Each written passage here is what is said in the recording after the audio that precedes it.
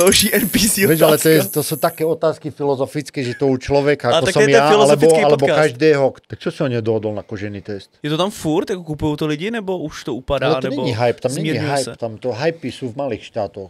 Tu sú hypy, tu fungujú veci na hypoch. Prekerní otázku, který jsem... Ja nemám rád prekerné otázky. On nemá predkošku, ale viečko. Víčko jak u piva. Jo. Čau, tady Dave, vítám vás u dalšího dílu podcastu Kdo to může říct. Dneska mám hodně speciálního hosta, protože přiletěl až z Los Angeles. Je to člověk, co mě naučil driftovat. Má jeden z největších YouTubeových kanálů, který se týká aut. K dnešnímu dni je to 183 000 odběratelů. Nemá rád moje prdy, je to prostě strašně cool týpek a je to Koza Bobkov. Čau, Koza. Čau, Dave, čau. Dave and Dave Show. Urobili sme jednu vele, teraz sme zase tu v Prahe. Dneska sme v klidu, a ešte jednu vec si zabudol povedať, že lebo tie čísla rastú, hej, ten YouTube a Instagram a tak, ale ja mám radosť z toho, že mám jeden z najpredávanejších merčov v Československu. Yes. A to ma veľmi teší. Koženej merč. No a ak sa bavíme o koži, kožené čiapky. Takže ten, kto chce byť kožený kokot, má konečne šancu. Ale tieto veci sa tak ako naskladňujú, toto je dosť málo veci, takže tieto kožené čiapky, napríklad teraz v tomto momente je ich iba 40 na sklade. Mm-hmm. A neviem, kedy sa toto bude vysielať, ale v každom prípade, ak niekto chce koženú takúto čiapku, tie sú veľké limitky, takže objednávajte hneď. A už keď sme sa o tomto rozhovorili, tak aby sme to takto zhrnuli, ja som ti donesol niečo, samozrejme. Najprv mikinu, už to je otvorené, tak to vyťahnem. Traja králi, lebo to je taká tematická pražská. Máme tady nové hall v tomhletom podcastu. Čo máme? Hall. Co to je hall? Ty nevíš, co je hall? Kam hall je prostě jako zkratka, protože rozbaluješ věci a ukazuješ je. To je hall. Tak pak je try on a to je jako, že si to zkusíš. Tak jsme to oholili teda. Jsme to oholili. To dřív jako jelo kámo extrémně na YouTube, že lidi jenom rozbalovali, co jim přišlo a tak jsme udělali hall. Tyva, traja králi. Tak tam máš Richarda a Filipa. Tak jo, to je pro mě teda. Je to XL, to je pre teba. No a hlavne zas, neviem, kedy sa toto bude vysielať, ale dnes je tá nedeľa, kedy sa o 3 hodiny zhruba dozvieme výsledky volebné, či teda Filip bol zvolený do toho Europarlamentu, alebo ne. Jo. Takže preto som tu mikinu donesol. Děkuju moc. Hele, ty jsi mě inspiroval, protože já když jsem viděl tvůj merch, tak nejenom, že mě to extrémně pobavilo, protože je mega vtipnej. A zároveň jsem chtěl taky jako vytvořit něco svýho, takže jsi mě inspiroval, že díky moc. Určitě. A já vlastně vidím tvoje tričko, kde máš syn koží. Proč? Kde vzniklo to, že jsi koženej? Že jsi jako Koza Bobkov? Proč jako kůže? Jako, řekni mi, tak co to znamená. Koza Bobkov, ja som ten pseudonym ako keby si sám dal sám sebe, keď som začal stand-up robiť a vystupovať stand-up, ty vole, to bolo už, to bude už za chvíľu 20 rokov. No, to je asi dôležitý říct, že veľa o mne nevie, hej, ale ja som tak stand-up komik, reálne. Keď ja, no tak, teraz už to som dlho nerobil, ja som naposledy bol na stage asi niekedy okolo roku 2018 v Amerike v Comedy Store. A mám k tomu ako brutálny vzťah blízky, hej, lebo ja tú formu ako umeleckú mám veľmi rád, ale tak nejak už teraz v živote riešim iné veci, takže nemám úplne na to čas, ale stále to mám niekde tak vzadu v hlave, lebo mám tam tie najväčšie komedy kluby rovno okolo mňa, kde bývam, že ak by som si v tej mojej dennej rutine našiel čas, tak by som sa možno chcel ešte k tomu dokopať celkom, lebo to, že ja viem nejak tak komediálne podať určité príbehy a situácie, to dúfam, je každému jasné. Toho som si všiml moc dobře s tebou ve videu. Hlavne ja to nerobím úplne vedome, ale čo chcem povedať, že ja som si tak jak vzniklo Koza Bobkov, to sa ma každý pýta. Neviem, vy poznáte to porekadlo, že máš reči ako Koza Bobkov? Ne. Tak ako na Slovensku, teda minimálne aspoň. Ja keď som vyrástal, tak také niečo to bolo a ja som potom tak začal nad tým rozmýšľať, že ako ono, má to byť ako, že keď máš reči ako Koza Bobkov, že veľa kecaš, hej? Že toľko, koľko koza sere, tak toľko ty máš reči. No. Takže a potom ja som tak rozmýšľal nad tým, že koza, že máš reči, že ja som furt veľa kecal, ja som vedel už od útleho veku, že zarábať si ústami bude musieť byť niečo, na čo sa bude musieť zamerať trochu, lebo to je to, čo som nikdy neprestal robiť, veľa kecať, vieš, tie moje ústa ma do veľa problémov dostali v živote, ale aj z veľa problémov ma dostali. Tým nechcem vraviť, že život je o problémoch, ale je o riešení problémov určite, takže tak, no. Ja neviem, ja som tak nejak tomu vzýšlo, že som potom tak sa zamyslel nad tým porekadlom a som si uvedomil, že to koza bobkov som vlastne ja. To je zajímavý, protože já znám 2 kozy Bobkova. Nebo takhle. Jeden člověk je koza Bobkov a to je člověk, který je, když se zapnou kamery. Dneska seš ale podle mě jako David. Jako... Já nevím, jak to popsat. Chtěl jsem se zeptat, jestli ty, když se zapne kamera, tak začíná nějaký určitý jako performance, jako nějaká stand-up komedy, nebo... Tak teraz máme kamery zapnuté. Právě, ale nejseš to ty koza Bobkov, co řve ujo, to je Mercedes. Máš ty jakoby nějakou jako alter ego, když se zapne kamera a začneš dělat ty svoje vlogy o autech? Protože já tam cítím určitý rozdíl. Tak ako keď sa ja takto z toho pohľadu tretej osoby nad tým zamyslím, tak je tam asi niečo také, že tá klapka, vieš, ja aj sa už nejakú dobu motám okolo filmov trochu a ty keď si bol na nejakých setoch alebo TV show alebo hocičo, vieš, tak je to tej klapke, akcia sa musí spustiť a vlastne tá profesionalita, ty si skater, čiže si atlet, hej. Mm-hmm.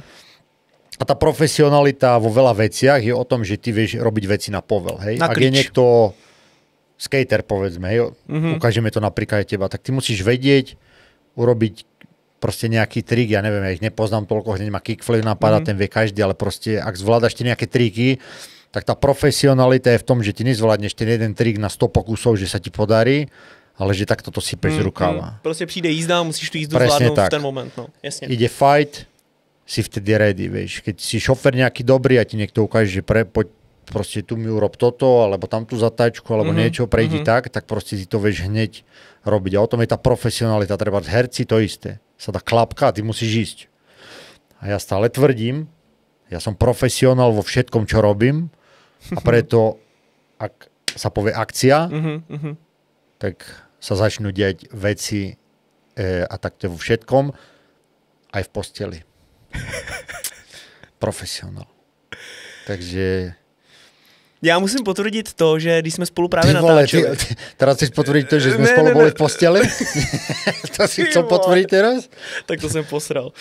No jsem se líknul něco, co jsem neměl. No, když jsme spolu natáčeli to video o autech, když jsme jako driftovali, tak vlastně jako byla tam spousta fuck upů. A mně se líbilo, že ty si prostě jako by nikdy nestratil ten drive do toho videa a prostě si věděl, že teď se tady točí, tak prostě se jede. A to se mi na tom hrozně líbilo, no. Tak lebo ja si aj uvedomujem tú dynamiku toho, vieš, čo robíme, keď sa budeme baviť o tom YouTube, alebo vieš, lebo film je iný, hej, vo filme potrebuješ ty mať nejakú scénu a to musí byť nejakým spôsobom zahrané. Ten YouTube je vlastne, teda aspoň ja som k tomu tak pristupoval, a myslím, že minulý rok som to hovoril Maximovi, vtedy, ak bolo u mňa velej. Neviem, či ste tam aj vy, ty si tam vtedy bol, neviem, či ste vtedy boli, ale hovoril som, že prečo aj na ten telefon točím a tak a potom vidím, že aj vy, alebo ty ste to pomaly a iní ľudia začali aplikovať viac. A proste je to aj o tej, teda ako zase môžem rozprávať teraz, keď sa zamyslíš nad tým, jak nejaký Mr. Beast točí, vieš, videa, tak u neho to asi je všetko jak taký filmový scénar, ale proste ja som mal stále rád to, aby ten content bol autentický a vlastne vždycky aj ten život nesmieš žiť podľa nejakých tabuliek, správne, zle, nesprávne, ale musíš proste pre všetkých z nás život plynie rovnakým tempom, kdekoľvek na svete sme a preto sa nesmieš nejak veľmi ľutovať nad tým, keď sa niečo posere, ale proste musíš ísť ďalej. Proste vedieť tú každú situáciu ako keby nejakým spôsobom otočiť na dobré, respektíve niečo z toho. No a keď točíme, tak samozrejme sa veci posierajú tak, ale proste máme nejaký čas a ideme urobiť to, prečo tu sme, no tak proste ideme ďalej. Vznikli z toho vlastně úplně super videjko. No. A co musím zmínit, to jsem se inspiroval od tebe. Já jsem jako na telefon občas točil, ale většinou mám s sebou kameraman jako třeba Jirka tady v produkci a tak dál. Ale když jsem teďko sám, tak si vždycky vzpomenu na tebe, jak si prostě měl ten telefon. A prostě si vyšel z auta a jel si. A vůbec si neřešil, jestli to auto tam nevidět něco. Ty si ten mobil prostě držel takhle dole, ale prostě si řekl tu informaci. A to bylo to důležité, že jo? Protože v ten moment jsi to měl v hlavě a chtěl jsi to říct. A prostě jsi tam tím telefonem takhle máchal. Říkám si, ty vole, to je hustý. A vlastně si říkám, že díky tomu ti takhle funguje, že to je prostě real. Že to jako prostě on the go uděláš v tu chvíli. To se mi líbilo. Tak ale zase pozri sa, každý, no, možno už si aj ty pochopil to, že každý takto. To sú zase dve veci. Ja som vždycky v živote robil veci tak, ja som sa stále považoval, že som normálne decko, aj normálny človek. Mne vždycky len to okolie dávalo najavo, že nie som úplne normálny a bežný. Čiže ja aj tak som do toho LA šiel a Hollywood a tam, že som sa snažil ako keby utiecť niekam, kde budem normálny zas. To som chtěl... Doteraz sa mi to nedarí, lebo aj tam, keď zase mám nejaký okruh známych, tak všetci ma majú za nejakého blázna. V dobrom.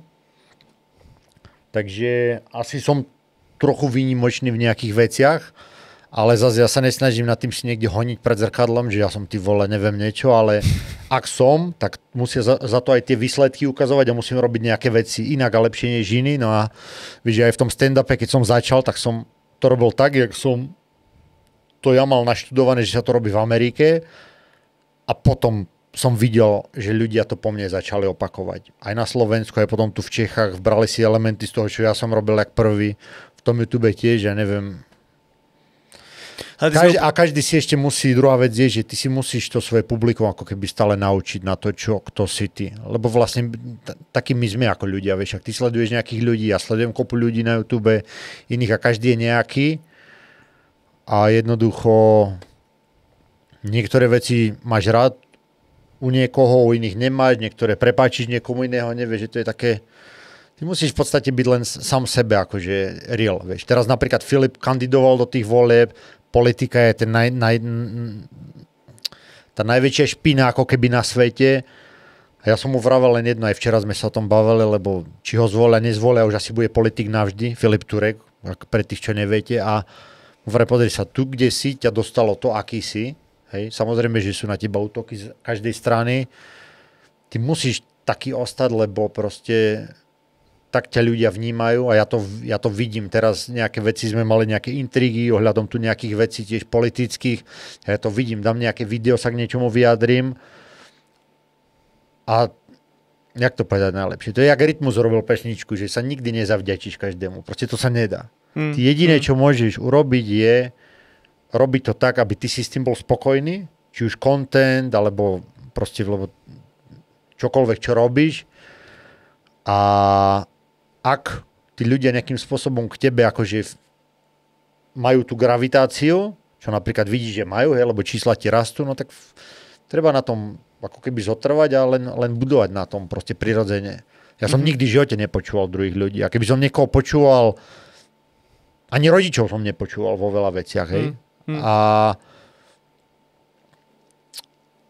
asi by som nebol tam v živote, kde, teda určite by som nebol, ak by som proste ja na druhých ľudí dal. Takže ty si musíš stále robiť tak, aby si ty bol s tým spokojný. Teda ja som taký človek, je veľa ľudí, čo potrebujú, nemajú tú istotu, keď sú sami a oni potrebujú druhých ľudí počúvať, aby patrili do nejakej skupiny ľudí, lebo tam cítia tú istotu.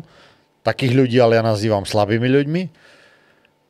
Ty si nemyslím, že si jeden z nich, takže vlastne tam neexistuje ako keby nejaký univerzálny vzorec. Hej, napríklad tie veci, že točenie na telefón a takto sú nejaké technické veci. Ale potom už tú dušu, čo do toho dáš a jak ty ten technický element už ty si vezmeš a aplikuješ, tak to už je na každom z nás samostatne. No a mne ten telefón proste vyhovuje, ja si neviem predstaviť to. Ja som skúšal mať kameramanov, majky, dróny, hocičo. V niektorých videách to funguje, v iných menej, ale ja to prostě mám rád na ten telefon. Ty jsi mi úplně krásně nahrál v průběhu toho, co jsi říkal, LA, Hollywood. No. Jak ty si tam vlastně, protože v těch tvých videích ty to nezmiňuješ, nějaký tvůj jako příběh, a já bych hrozně rád v tomhletom podcastu popsal. Já vím, že ty si... Co bys byl nějaká psychologická poradňa? Ne, no protože my jsme spolu seděli v autě, já jsem na tebe vytáhl a vlastně si byl překvapený, že se to ptám, protože přesně to někoho nikde neříkáš, ale jak ty jsi se dostal do LA? Proč zrovna LA? Proč Hollywood? No stand-up ma tam ako dostal primárne. To bola tá prvá vec, že ja som chcel proste... Ja som predtým kolo ja už si nepamätám, to boli roky 2009, 10, 11, myslím, som najprv nejak v Blave trochu vystupoval, ale už som predtým sa sem tam snažil dostať na nejaké veľké stage, že som bol v nejakých tých talentových show, hentam, brutálne. Jo, tá jedna z tvoje stand-up show som jí našel na YouTube, mám milión views třeba už. Však dobre, ale to bola tretia alebo štvrtá, kde ja som už bol. A to už ma ľudia poznali ako minimálne tí produkční. A tam ma napríklad už volal jeden z režisérov tej show, hej? Že to ja som tam neprišiel ako random contest. Oni mi volali, už jedna produkčná z Blavy, čau David, budeme točiť, došiel by si urob akt, toto tam, bla bla. Predtým som asi 2-3 krát bol a tam som vlastne aj spoznal tých ľudí. Ja som mal vždycky trému brutálnu. Ja som ako neznášal robiť ten stand-up tu ako na Slovensku, aj keď už som to pravidelne robil a ľudia čakali na mňa vo veľkom, ja som mal extrémnu trému, v kuse som len chlastal.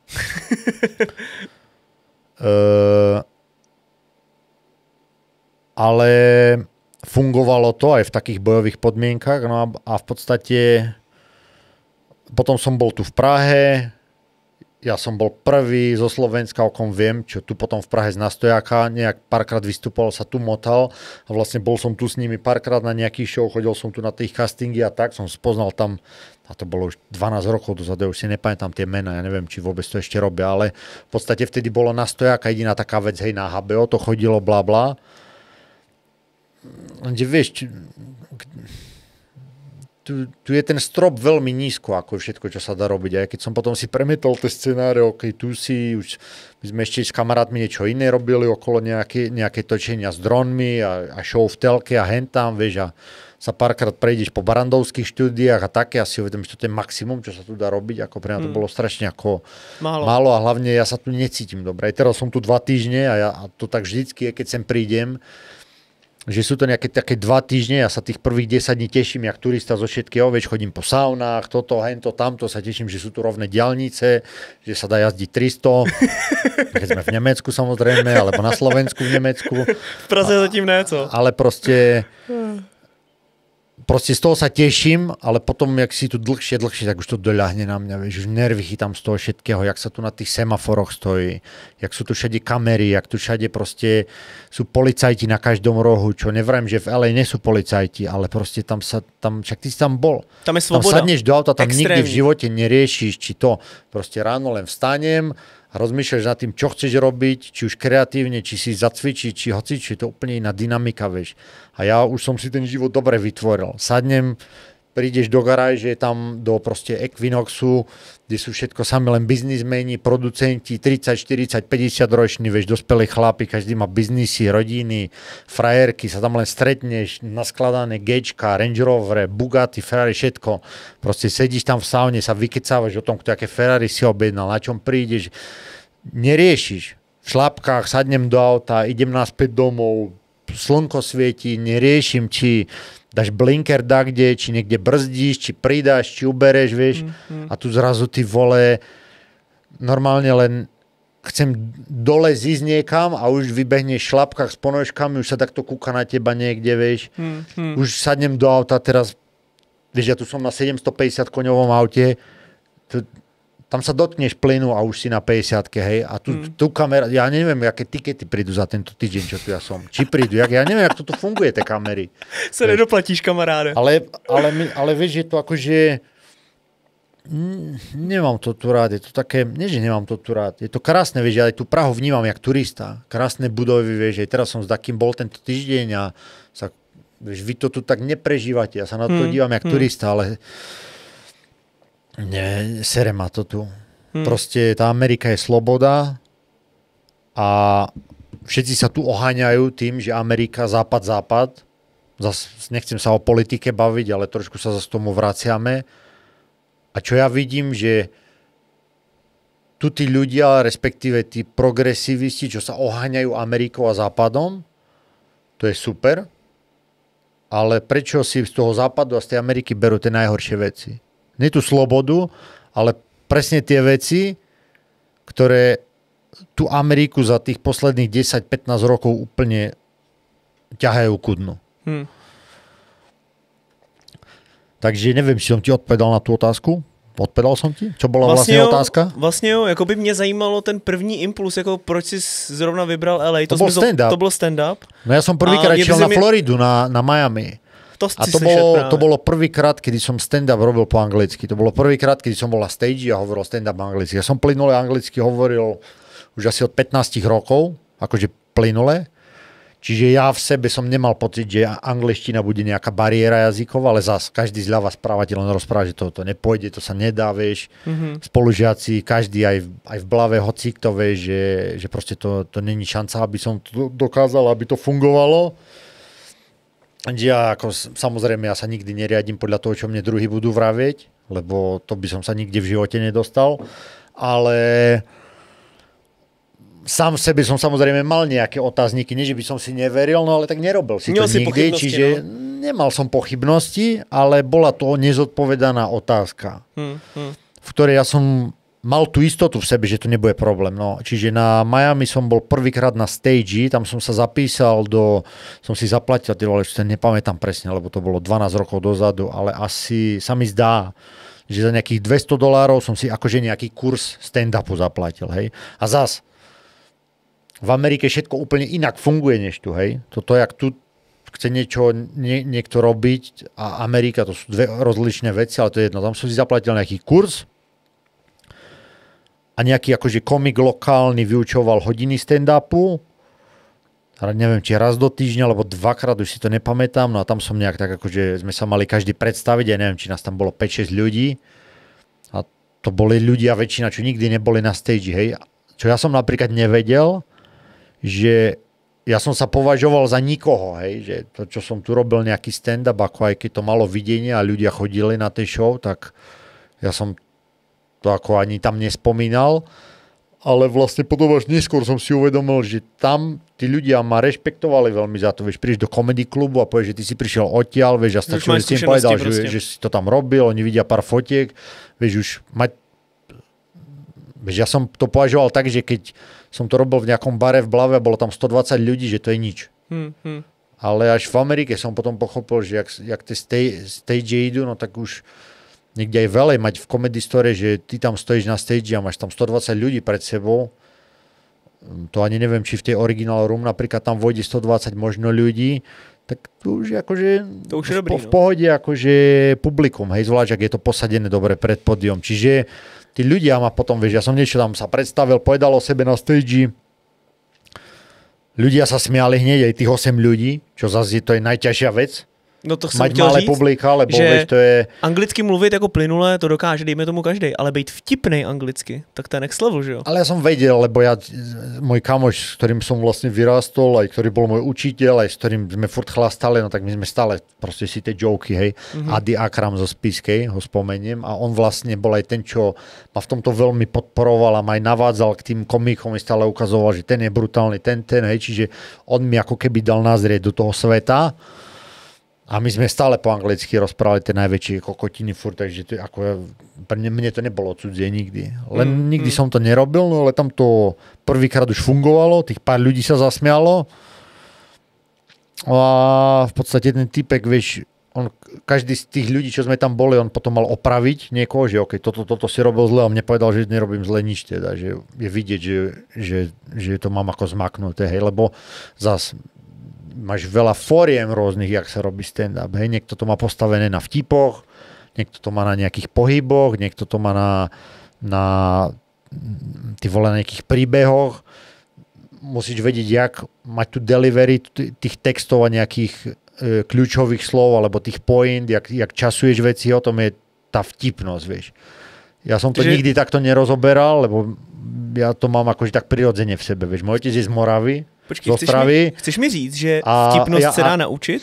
Že vtipnost je něco, co... Nemyslím si to, lebo vieš, ty sa vieš naučiť prejav na stage, vieš sa naučiť vtipy, vieš sa možno naučiť písať vtipy, ak na to máš nejaké predispozície, a vieš sa možno naučiť nejakej disciplíne. Hej? Napríklad ti poviem príklad Joe Rogan. Vieš, to je Joe Rogan. Jasne. Tak on je UFC komentátor, má najväčší podcast na svete, menej ľudí o ňom vie, že robí aj stand-up, je veľmi úspešný stand-up komik, hej, robí arény s Dave Chappellom a tak. ja som ho nikdy predtým veľmi neevidoval ako komika a doteraz ti poviem, napríklad on je príklad toho, kto to má odmakané. On prirodzene ako človek nie je vtipný človek.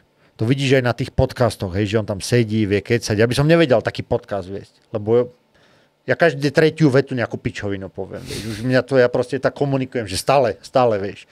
Stále, hej. A toto sú pre mňa stále tí najvtipnejší ľudia, že to není o tých vtipoch tom, ale on taký bol vo všetkom, hej, aj keď vidíš, jak to taekwondo predtým trénoval, jak pristupoval potom k tomu UFC, keď hovorí o tom, prečo jiu-jitsu začal trénovať a všetkému, jak sa venuje, že on je extrémne disciplinovaný a pracovitý človek a jednoducho on aj ten stand-up má odmakaný. Ja som ho videl aj naživo veľakrát.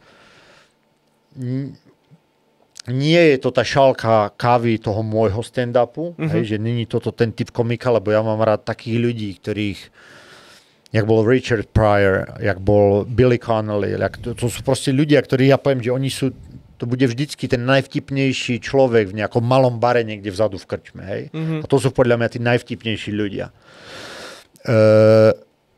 No ale on to má práve, že to má odmakané, vieš. Odmakané, písané nejaké tie vtipy, scénky, skúšané a proste má vytrenovaný ten prejav, to načasovanie a proste vidíš aj takto nevtipný človek, povedzme prirodzene, to vie dosiahnuť sa vie dostať na tú najvyššiu úroveň tvrdou prácou. Čiže neviem, či som ti odpovedal na tvoju otázku. No určitě, jde to prostě odmakat, no. Dá se to. Samozřejmě nevtipný člověk to bude mít těžší, ale mám radost, že třeba jednou taky budu vtipnej. Ale zároveň musíš aj byť v tom prostredí, hej. Tam zase v tom LA Trebars, kde on bol veľa, v tom Comedy Store. A už keď sa o tom bavíme, tak ja si vlastne teraz aj spomeniem, že sú teraz ľudia, ja keď som prišiel a v roku 2014 prvýkrát do toho Comedy Store vošiel, som chodil najmä ako často vtedy, tých prvých pár rokov som tam furt chodil pešo cez celý Hollywood, niekedy, keď som ešte auto nemal, alebo som mal jedno auto predal, keď som tam musel ísť. A si pamätám, tam boli ľudia na stage, čo ja som normálne sa kúkal, čo to oni tu robia, normálne, ty vole, normálne nejaké kokotiny, totálne. Jedného si spomeniem, to si môžete vygoogliť, Jeremiah Watkins, to ja som nerozumel vtedy v tom 2014 roku, taký vychudnutý typek, nos taký krivý, veľký, vyzeral jak bezdiak nafetovaný nejak, robil úplne nejaké také trapné veci na stage. Nerozumel som tomu, prečo vôbec je na stage. Až potom neskôr som pochopil, že takto to tam veľakrát je, že sú ľudia, čo sa proste rozhodnú. Ja budem stand-up komik, tak jak niekto sa rozhodne, že je chudý úplne takýto a sa rozhodne, že ja začnem makať vo fitku a proste budem takto raz vyzerať. A majú to úplne odmakané. Vieš, a niekto má tie predispozície od mala, športoval niečo a niekto je úplne krivý a sa rozhodne. Vieš, ale vieš, čo chcem povedať. Chápu, naprosto. A napríklad tento Jeremiah teraz už je, ja neviem, má nejakých 150 000 followerov a už je normálny ako komik, ktorý proste, už myslím aj ženatý, má ženskú. A proste zase to odmakal a sa dostal. To je hustý, že to funguje ve všech sférách, že konzistence a že to prostě můžeš odmakat. Tak to funguje v živote vo všetkom. Každý, ja tu teraz môžem hovoriť za každého jedného úspešného človeka v živote, ktorý ti povie, že to je iba o konzistencii. Ten talent, to je ten štart. Hej, tá nejaká štartovacia línia. Ale ten výsledok je iba o konzistencii. A je tam určitá dávka šťastia, by som povedal, ale zas, vieš, každý je strojcom svojho šťastia. Vieš, my si vytvárame to šťastie. Lebo ja keď si sadnem na obrubník a budem čakať, tak nič dobre ku mne nepríde, sa neujde. Hej. To šťastie si každý človek vytvára sám. Že 10 vecí nevyjde, ale ty stále neprestaneš a skúšaš a sa dávaš do tých situácií a musíš sa hlavne, ak mám dať nejakú radu ľuďom, obklopovať tou správnou energiou, hej. Lebo tí správni ľudia ťa dovedú na tie správne miesta a rozvinú v tebe tie správne veci a tí nesprávni presne naopak. Presne naopak. Čiže ja dúfam, že ty si ten správny človek a že nič zle sa na mňa z teba nenalepí. To se dozvíme brzy, hele. No, když jsme teda u konzistence těchto věcí, ty si teda dělal stand-up v Hollywoodu, tam díky tomu si tam skončil a no a potom auta. potom sa tak rozhodol... auta ja som stále miloval, vieš, celý môj život. Ja som vyrástol, ako môj otec, celý jeho život je postavený na autách, takže k tomu ja som mal ako blízko. A to je presne taká vec, že zase budem tak polofilozofovať alebo dávať rady do života, ale ak niekto nevie, čo za životom, tak to som asi mal tiež okolo 18 rokov, keď som takto uvažoval. Chcem mať veľa peňazí v živote. Ako budem mať v živote veľa peňazí? Tak, keď budem robiť niečo lepšie, než to robia iní. Potom tie peniaze prídu ako výsledok toho. Teraz, čo budem robiť lepšie ako iní okolo mňa? Väčšinou si lepší v tom, čo robíš dlhšie, než niekto ostatný. Hej? Takže som zase rozmýšľal, čo ja robím najdlhšie v živote. Ja som hral aj na hudobné nástroje, na gitaru 11 rokov, ale nejak ma to nechytilo, že som v tom pokračoval. Športy robím celý život, ale nebol som taký, že jednému som sa nejak venoval profesionálne, hej. Ale potom som si uvedomil, že autá, ten stand-up som akože okolo tých 15 rokov a takto to ma vtedy akože veľmi bavilo, som to študoval, ale proste auta to boli vždy pre mňa. A proste tam som si uvedomil, či budem mladý, starý, bohatý, keby som bol v base vo väzení, stále proste tú vášeň k tým autám a k tomu, že chcem tie informácie hltať a stále auta, to ma neopustí nikdy. Hej. Takže v tom som vždy bol akože lepší než iný. Ja som taký ako celoživotný študent, ak ide o auta teda. A takto sa o to potom... Takže Felix si řekl, že založíš YouTube kanál? Nie, tak ako jak vznikol YouTube kanál, to je zase úplne iná vec. Vieš. Ten vznikol v podstate kvôli covidu. Lebo ja som ako rozmýšľal už predtým, keď ja som mal veľa, cez ruky chodili auta, už keď som mal nejaké také špeciálnejšie, vzácnejšie auta, tak ma trochu sralo niekedy, že som mal niečo 2 týždne v garáži a vlastne som si ani s tým nezajazdil poriadne, lebo som nechcel, vieš, tomu pridávať milé, nechcel som na tom náhodou niečo zničiť, aby sa tá hodnota nezničila, vieš, ale zarobil som 20-30 tisíc na aute, ale v podstate som na ňom ani nejazdil, vieš. A potom ma to tak sralo, že vlastne ty vole, vieš, tak som si hovoril v hlave, že by som mal aspoň nejaké videá začať s tým robiť.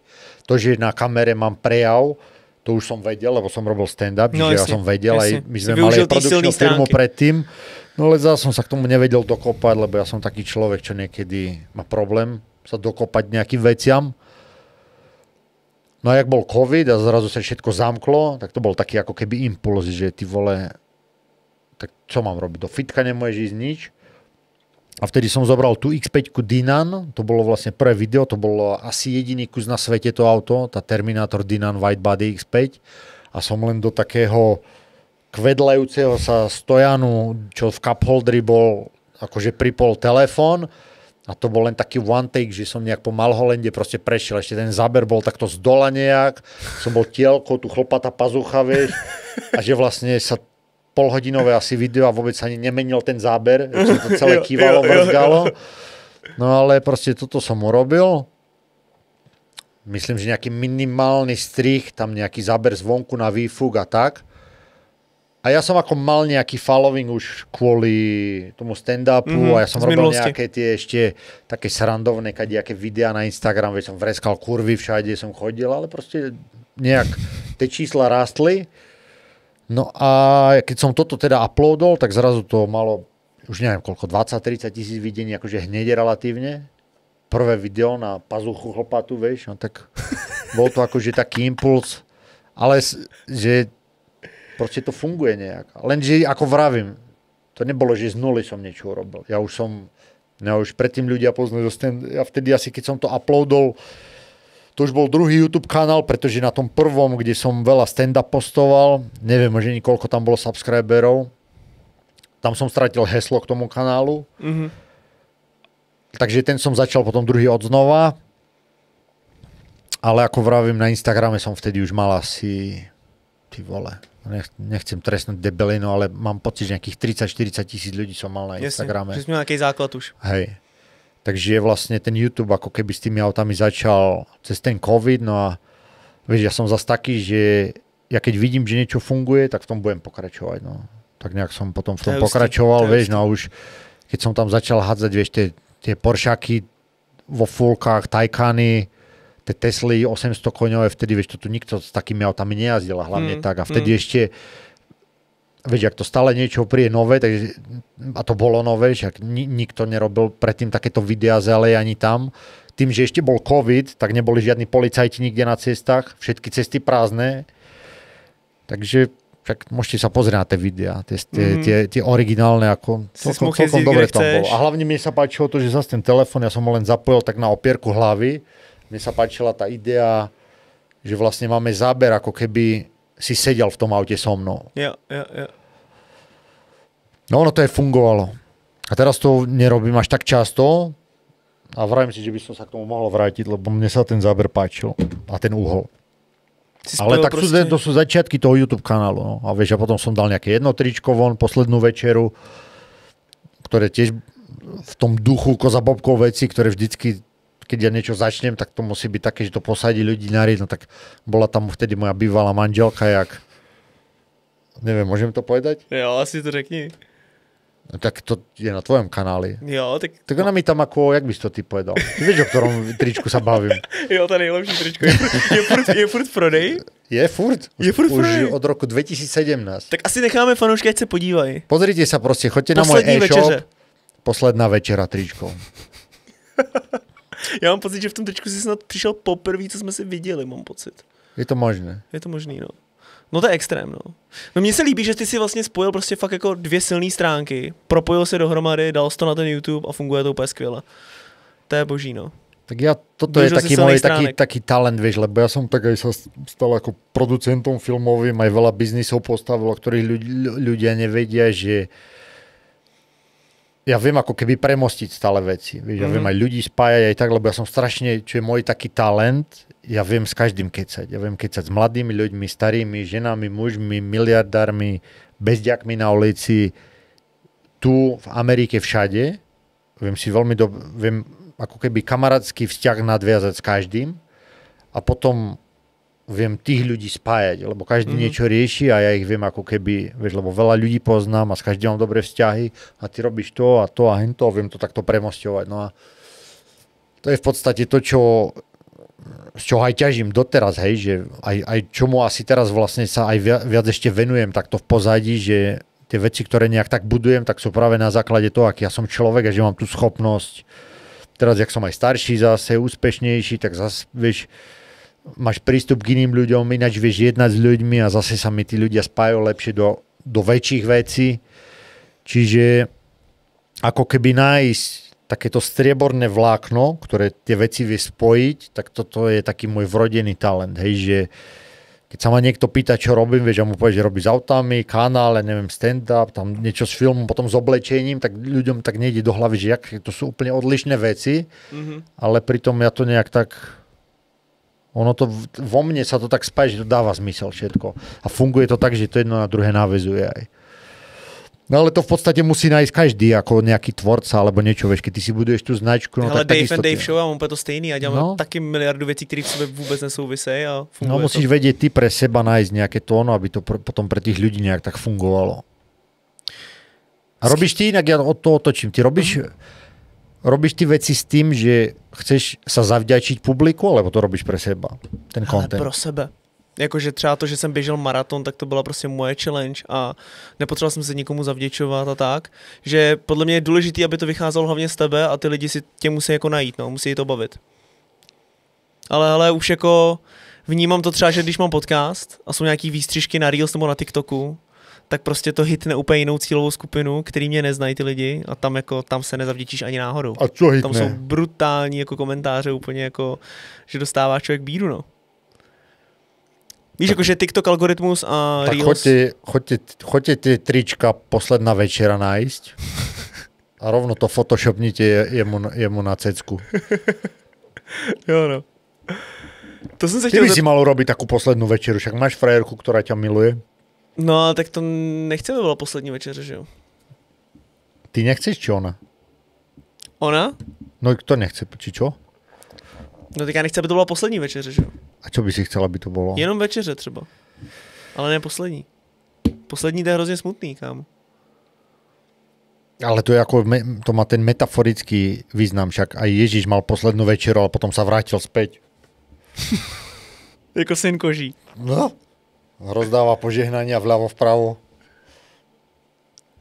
Můj kokot vidí v tmě, víš, všetky ty... Jo. Všechny ty zákoutí. Hele, ty jsi zmínil bezďáky. Mně se strašně líbí to, že o tom všichni mluví, ale nikdo v té realitě nežije. Třeba Kovy natočil úplně jako skvělý video na tohle téma. Kovy. To je takový český youtuber. On prostě na to natočil jako super video, informativní. Já jsem byl ve Filadelfii, v Kensington Avenue, byl jsem na Skid Row a jako natočili jsme z toho nějaký videa, ukázali jsme lidem nějakou představu, ale mě by zajímalo, jaká ta situace s těma drogama a těma zombielandama, jaká je ve skutečnosti, protože ty tam žiješ, že? Ty to máš prostě na očích furt, ty stanoví města a tak dále. No ale čo chceš počuť odo mňa, nerozumím. Mám ti to začít popisovat, jaké to je? No jaká je ta realita? Jako, kde je ten problém? Problém? No protože tady nemáš v Praze prostě stanový město s feťákama, bezdomovcema, ale v LA jo. Ale tak... ty si bol v Amerike, vidíš, jaká tá Amerika je veľká. Tu každý všetko rieši a tam prostě riešia každý len to, čo musia riešiť. Ja neviem, to je, tam je úplne iný svet ako keby, hej.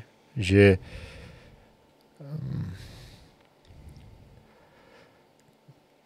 väčšina tých ľudí, čo tam sú bezdomovci, ten Skid Row a to všetko, sa musíš na to pozrieť, že takých 80% ľudí, ako s drogami má problém asi 99%, takých 70-80 sú tam, veľa ľudí tam je dobrovoľne, akože aj na tých uliciach, v tých stánoch, lebo proste sú feťáci, ktorí chcú byť stále svetovaní.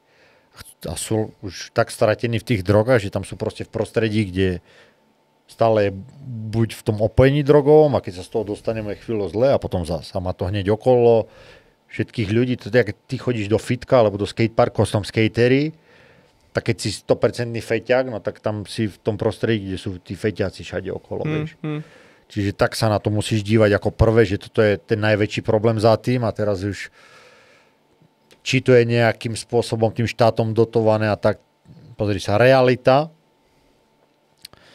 je taká, že obrovské množstvo peňazí, tak jak všade na svete, na všetky, ak máš problém, tak sú na to nejaké vyčlenené budžety a tak, jak to funguje všade na svete v politike, či sa to ľuďom páči, alebo nie, korupcia je všade, v Amerike je väčšia než kdekoľvek inde, len je sofistikovaná.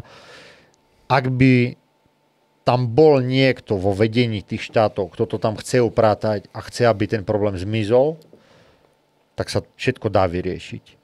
Lenže realita je taká, napríklad, neviem, či to bolo v tej Filadelfii alebo kde, tak tam vraveli vyslovene, keď sa pozrieš za 20 rokov, jak to tam funguje, vravia, že tam prídu tí bezďáci, zrazu všetci normálni, čo tam žijú ľudia ešte niekde, sa vysťahovávajú odtiaľ, lebo nikto tam nechce byť, keď tam máš mŕtvoly všade pod sebou.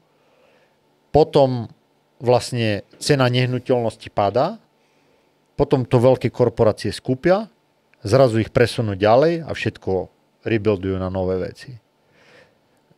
Vieš, taká je realita. To nie sú žiadne konšpirácie, to sa vieš historicky na to kúknúť. To isté, akože historicky Skid Row stále bola myslím najväčšia komunita bezdomovecká v Amerike. Ja netvrdím, že niekto to vytvoril vedome, že poďme vytvoriť problém. To máš tak, jak vojna na Ukrajine. Ja netvrdím, že niekto tam proste si povedal, urobíme tam vojnu, hej. Putin tam vtrhol, už z jakých dôvodov to nebudeme to riešiť, ale máš tam problém a zrazu musíme im pomôcť, hej. No a potom sa tam vyčleňujú obrovské budžety na to a realita je taká, že reálne na ten problém, ktorý je na zemi, sa dostane keď 10% tak veľa. A to máš to isté tam s bezďakmi proste. To je problém, na ktorý idú extrémne dotácie zo štátu, ale idú takto ľuďom do vreciek. Čiže prečo to tak je z veľkej časti preto, lebo veľmi veľa ľudí na tom zarába. A to nehovoriac o tom, koľko drog sa tam predáva. Hej. Nehovoriac o tom, že vlastne tie najsilnejšie drogy v Amerike zase tam je úplne iný biznis s tými drogami než tu. Hej, tu tie tabletky na predpis nie sú až taký problém. Tam máš Adderally, čo je vlastne, nie že vlastne, to je metamfetamín. Keď máš Adderall, tak to kamoš mi ukazoval, však vlastne ja som to aj skúsil jednu pilulku, myslím raz vo fitku, mi to kamoš dal. A tam máš normálne na to metamfetamín. To je proste pervitín z lekárne. Čiže čistý, najsilnejší, aký sa len dá. Kúpiš normálne. No nekúpiš, potrebuješ predpis, ale tak to ti hocikto dá, vieš. Preto tam máš nejaké malé kliniky, tam ideš a tu je nejaký food doktor. Má len licenciu, že je doktor na krémy na nohy. No ale on už má licenciu, ak doktor vie ti predpísať všetko. A tie opiaty hlavne. Ja som si zlomil krk v roku 2013, hej, na Miami. Krk si zlomil? Ty o tom nevieš? Jak si zlomil krk. Jak si môžeš zlomiť krk? No ja som si zlomil krk tak, že som chlastal a skočil z lode na Miami a skočil som takto dole hlavou a narazil do dna. Ne. Jo. A ty si nevedel, že som zlomil krk? Ne, jau. No. A ty si myslel, že ako děláš šipku a že tam je dostatečná hloubka? Ja som bol schlastaný vtedy celý mesiac. Ja som si nemyslel nič, len že chcem skočiť dole hlavou do vody. Len som si neuvedomil, že v tom mieste tá voda má meter. Jau. Takže vlastne takto som narazil a zlomil som si 5. a 6. stavec, ktoré sú niekde tuto asi. A vlastne tu mám jednu jazvu a jednu mám vzadu, tuto akože takú docela solidnú. Ty vole. A stalo sa to na Miami medzi South Beach a Downtownom. Myslím, že Biscayne Bay sa volá tá ona. No a potom ma doniesli na breh. Na malom člne uskákanom, hej, takže ja so zlomeným krkom tak som tam kvedlal. Jak lachtan. Hej, jak lachtan, presne. A tam už čakala záchranka. No a zase v Amerike tam, ak ide o tú medicínu, tak tam ti nedovolia mať. Vieš, ja som si celý život lámal kosti. Hej. Tu od 14 rokov som mal asi každý rok niečo zlomené tu na Slovensku, v Čechách. Či lyže, či snowboard, či chlastanie, či kombinácia športu a chlastania, hej, proste furt niečo. Všetko od toho palca po nos som mal zlomené proste. A tam ti nedovolia byť v bolesti. Tam proste, keď si zranený, a už prídu záchrankári alebo niečo, tak oni ťa proste nadrogujú tak, že proste ty nebudeš cítiť nič, keď ti ruku odrežú. A dajú ťa na úplne oxykodóny brutálne silné, alebo perkosety, čo sú zase opiaty syntetické. Čiže predstav si, ja neviem, jak heroin, ale najsilnejší heroin, jaký je. Kolik by si musel dát třeba Ibalginu na to, abys dostal stejný? To sa nedá ani to sa nedá. To sa nedá. Ja som si dal 2 tabletky a úplne tak sa ti zrazu začne po pár minútach videnie triasť a teba tu do takého tranzu dostáva, že snívaš, ale si pri vedomí. Vieš, ja napríklad po tej operácii krku, lebo ja som si zlomil krk štvrtok, v piatok mi urobili prvú operáciu, myslím, že spredu, a vraveli mi, že uvidia, či bude treba ešte jednu operáciu. A potom na druhý deň v sobotu mi povedali, že budú robiť ešte druhú operáciu zo zadu. A v ďalšiu stredu. Čiže v štvrtok som si zlomil krk, v piatok prvá operácia, v stredu druhá. Takto mi zošrubovali krk. Hej, mám takto šruby v krku už navždy. A v piatok, čiže týždeň potom, čo som si krk zlomil, oni už mi vrali, už môžeš ísť. Mi dali len takúto pixlu, hej, tých perkosetov, najtvrdších opiatov, ja neviem, či mi ich dali 150, čo na ulici by to malo hodnotu možno, ja neviem ani, $5,000, $10,000, lebo sa predáva ako draho na ulici. No a v nemocnici napríklad v jeden moment ja som ešte mal tu ako infúziu morfia, som mal také červené tlačítko, že keď som sa cítil, že som chcel ešte nejaký rauš, tak som stlačil červené tlačítko, si to pustil. No ja v kuse, tak mi to potom obmedzili, že raz za 30 minút som si to mohol šláhnuť. A ešte by ti na to dávali Valium a ešte nejakú štvrtú. Viem, že 4 rôzne one. A ja si pamätám, ja som tam bol na Miami v tej nemocnici s krkom zlomeným a ja som bol ten najšťastnejší človek na svete. Ja som nechcel odtiaľ odísť. Vieš. Nechte si mňa tady. Ale fakt, lebo si tak nadrogovaný, vieš, akože si šťastný. Ja som tam bol úplne šťastný, jedlo mi nosili furt. Ešte tam bola taká sestrička z Bolívie, ja neviem, som to vravel niekomu vtedy, ale tak ja som ešte sestričku vyprcal v nemocnici s krkom zlomeným. Cože fakt? To som neviem, asi som nehovoril. Ale ja ti poviem, jak to bolo. Kamo, tak kto to môže říct moment? Ale ja ti teraz poviem, že jak to celé bolo. To bola sobota. Čiže po prvej operácii, ak som si krk zlomil. A ja tam ležím a bola sobota a v sobotu vlastne bol akože víkend, hej. A v podstate bolo tak, že tá sestrička chodila na obhliadky hlavná a teraz zrazu za ňou vošla brutálne krásna ženská, normálne takéto čierne vlasy mala. Proste nádherná ženská, nádherná, taká nejaká proste latina, ale šupa, ako proste takéto krátke vlasy, vieš, neskutočná. A už som na tom onom ležal, vieš, na tých tabletkách všetkom, vieš, krk zlomený, ja sa hýbať nevedel. A teraz už sa kúkam na ňu a hneď, teraz ma napadlo ešte niečo. Mňa proste ten sexuálny pud neopustil, keď som si krk zlomil, lebo teraz som si spomenul, že ešte v ten moment, jak som si krk zlomil, jak ma na člne doniesli na breh a do nemocnice, a si pamätám, že ak sme do nemocnice prišli, to som ešte len ležal priviazaný k tej s krkom zlomeným čerstvo, a kamoš tam bol so mnou, Filip, ak to pozerá, tak on to potvrdí. A teraz sestrička, vieš, začne cítite bolesť, vieš, a ja, hej, a ona, a kde, vieš, a ja som bol proste takto napuchnutý, natekli celý, červený, vieš, úplne krk, oči zakrvavené. A ona, kde, a nižšie, vieš, ona, kde, tu, ne v strachu, kde, nižšie, vieš, a stále nižšie, až kým sa ma za kokot nechytil, ja tam, vieš, a Filip vedľa, on tak, a on mi potom vral, že ja som si vtedy uvedomil, že ty si stratený navždy, že my sme si tam bali, ty zomreš, ty si úplne bol, že krk zlomený, že ty si sám nevedel, že ti budeš chodiť niekedy.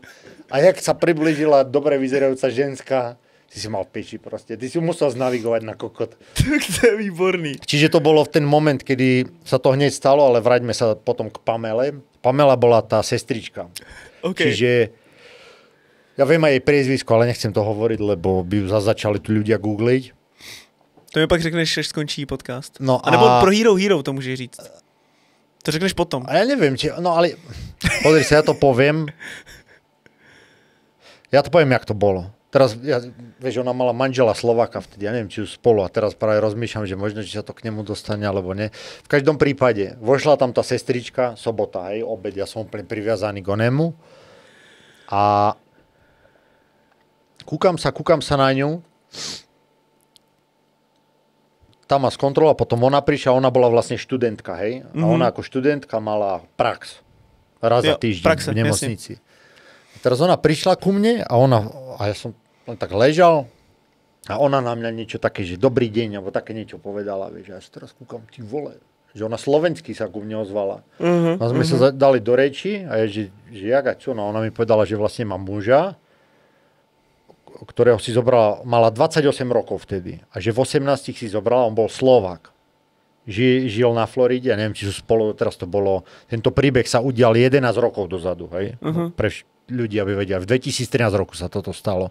Niekedy september, október. Takže ona sa ku mne slovensky ozvala, no a tak sme sa dali do reči. A potom sme ešte kecali a ona už sa kúkala na mňa, čo mi, že aké mám krásne oči zelené, neviem čo, vieš. No proste už tá druhá sestra odišla staršia, ona mi nechala číslo. Čo ako také niečo by nemala, no ale my sme asi tak 10 minút kecali, už tá ju volá, že preč, no ona mi nechala číslo. Tak potom som si s ňou začal písať, potom už si nepamätám, viem, že prišla, neviem, možno na druhý deň, alebo o 2, alebo sa mi zdá, že na druhý deň. A bolo to v nemocnici teda? To bolo v nemocnici, ja som ležal s krkom zlomeným v nemocnici. No a dokázal jsi to i na těch jako bombách, co ti dávali? No tak ona tam najprv chodila párkrát, prišla, myslím, že v tú nedelu, sedela tam so mnou chvíľu, sme sa rozprávali, potom ten pondelok, útorok, myslím, že po škole ešte stále prišla za mnou, sme tam hodiny kecali, potom neviem, čo sa s ňou nejak boskával nejak, jak to len šlo. No a potom viem, že v jeden moment, to bolo asi tak, to bolo, teraz už neviem, sa mi zdá, že po tej druhej operácii to už bolo štvrtok, že v stredu bola druhá a viem, že ona tak nejak potom na mne bola, vieš, a ja som len ležal, som tie tabletky do seba nahádzal. Ja si len pamätám, jak vral, keby to videl doktor, if the doctor saw this, you know. No ale je to taký môj, taký, považujem to za taký veľký milník životný, že so zlomeným krkom v nemocnici vydať tú sestričku, Pamelu, z Bolívie. Ona bola z Bolívie. No. Takže jaká bola otázka? No, že jsi to zvládnul i na těch věcech. Zvládol. No. To jsi zvíře. No a zpátky... Ja zabudám na všetky tieto veci, vieš, ani si to nepamätám, ale teraz, keď sa tak bavíme, mi to prichádza späť. Karina, ak sa na to bude kúkať, zase bude teraz hádzať o stenu, počítať všetko. To ti ráno. Ale však to bolo 11 rokov dozadu. Tak čo mám robiť? Nevedel som. To už je promlčený, ne? To už je ale po počkaj, 5 letech ja som vtedy nemal žiadnu frajerku ani nikoho. Som bol sám single, takže... Tak to je dobrý. No, ale tu ste to počuli prvýkrát, kto môže žiť, že vyprcal so zlomeným krkom sestričku v nemocnici. Kdo? Koment. Říct, pojď. Říct. Hezky. Čo říct? Kdo to může říct? Kdo to může říct? Byl tady jenom jeden Slovák, ten to nedal moc, no. Ale ty vieš, že môj otec je z Ostravy. Nevím. No. Jsi na půl Čech? No. Ja som strávil polku detstva v Čechách. Ja som ako plynule hovoril stále česky. No jaký jsou největší rozdíly za tebe? Československo versus Amerika? No čak... Ako, jak ja? Tak kámo, to byla NPC tak, otázka. Ja neviem, čo ti mám teraz ako povedať. To byla NPC otázka, brutální, ale... To je úplne dve... No, ale lidi to chtějí vědět. Ale tam to sa nedá popísať. Tam musíš 5 rokov žiť, aby si pochopil vôbec, jak tam veci inak fungujú. Tam všetko funguje inak.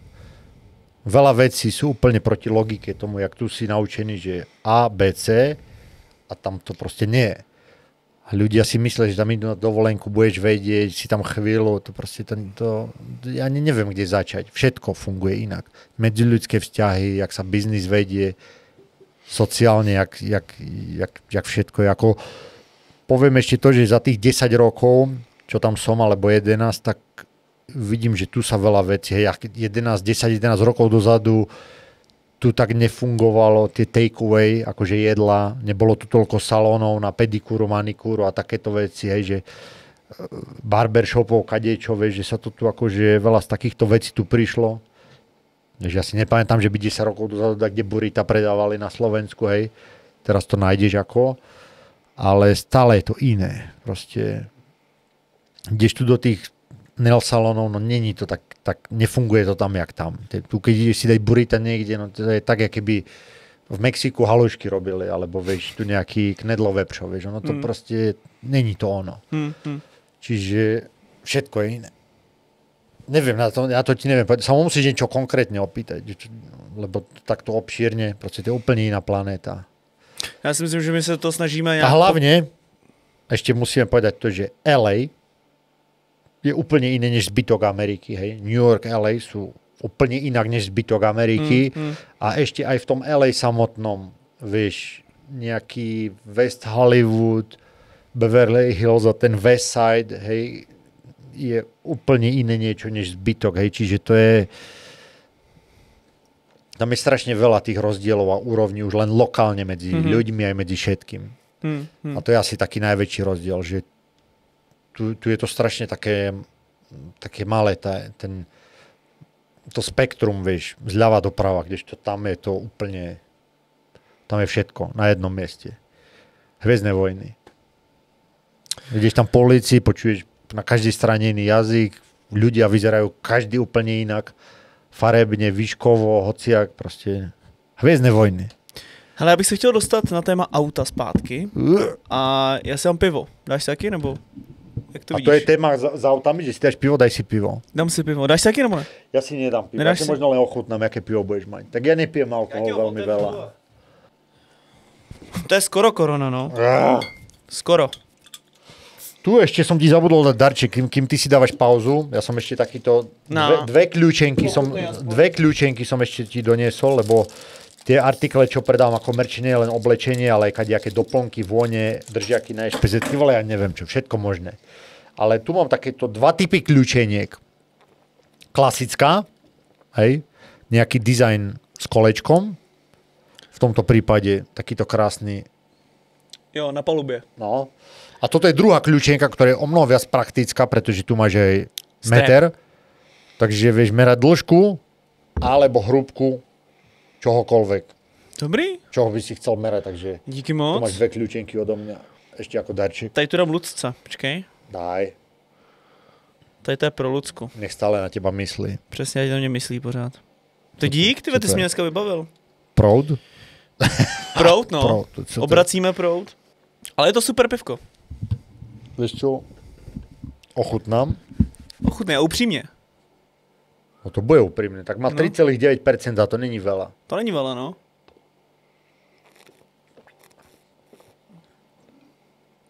No je také jemné. Není zlé. To mám rád, taký jemňoučký.